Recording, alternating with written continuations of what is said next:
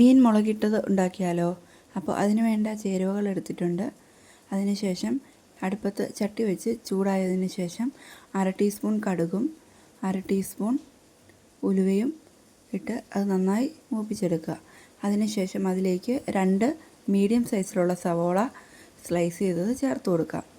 10 അല്ലി വെളുത്തുള്ളിയും 2 കഷ്ണം ഇഞ്ചി ചതച്ചതും കൂടെ ആഡ് ചെയ്യുന്നുണ്ട്.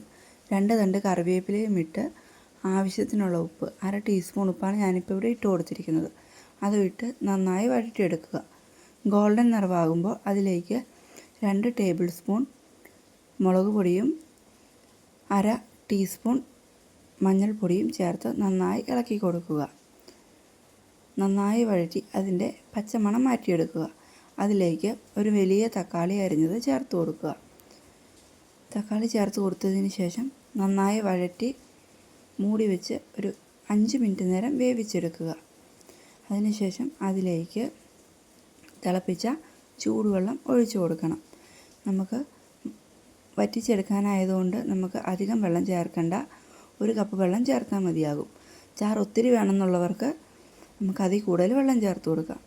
അത് കഴിഞ്ഞ് 3 ചെറിയ പുളിക്കഷ്ണം ഞാനിവിടെ ഇട്ട് കൊടുത്തിട്ടുണ്ട്. കുടംപുളിയാണ് എടുത്തിരിക്കുന്നത്. നല്ലതുപോലെ പുളി വേണ്ടവർക്ക് അതിൽ കൂടുതൽ ചേർത്ത് കൊടുക്കാം. പിന്നെ ഉപ്പ് ബാലൻസ് ചെയ്യാൻ വേണ്ടി ആവശ്യത്തിന് ഉപ്പിട്ട് കൊടുത്തിട്ടുണ്ട്. പിന്നെ ശേഷം നമ്മൾ ഏത് മീനാണോ കഴുകി വൃത്തിയാക്കി വെച്ചിരിക്കുന്നത് ആ മീൻ ചേർത്ത് കൊടുക്കുക. ഞാനിവിടെ മത്തിയാണ് എടുത്തിരിക്കുന്നത്. അപ്പോൾ മീൻ മൂടിക്കിടക്കാൻ പാകത്തിന് നമുക്കതൊന്ന് നികത്തി കൊടുക്കാം. അതിനുശേഷം 10 മിനിറ്റോളം ഹൈ ഫ്ലെയിമിലും അതിനുശേഷം തീരെ ലോ ആയിട്ട് നമുക്ക് തീ സെറ്റ് ചെയ്ത് വെക്കാം. ശേഷം നന്നായിട്ട് വറ്റിച്ചെടുത്ത